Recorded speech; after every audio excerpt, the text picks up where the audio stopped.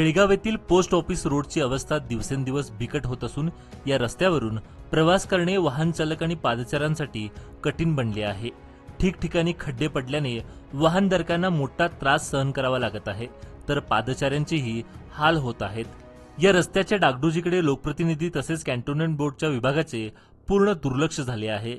मात्र याचा फटका सर्वसामान्य नागरिकांना बसत असून मागील वर्षी रस्ता दुरुस्तीच्या नावाखाली केवळ वरवर मलमपट्टी करत तात्पुरते पॅचवर्क करण्यात आले असून मात्र काही दिवसातच ही दुरुस्ती निखळून पडली आणि रस्त्याची पुन्हा तीच बिकट अवस्था झाली।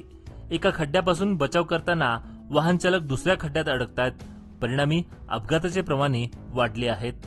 शहरातील स्मार्ट सिटी प्रकल्पाच्या नावाखाली कोट्यवधी रुपये खर्च केले जात असताना पोस्ट ऑफिस रोड सारख्या महत्त्वाच्या रस्त्याकडे मात्र पूर्ण दुर्लक्ष होत असल्याचं दिसत आहे। बेळगाव शहर नेमक्या कोणत्या बाजूने पाहावे म्हणजे ते स्मार्ट दिसेल, असा संतप्त सवाल नागरिकांकडून उपस्थित केला जात आहे। प्रशासन आणि लोकप्रतिनिधींनी याकडे तातडीने लक्ष द्यावे अशी मागणी नागरिक करत आहेत।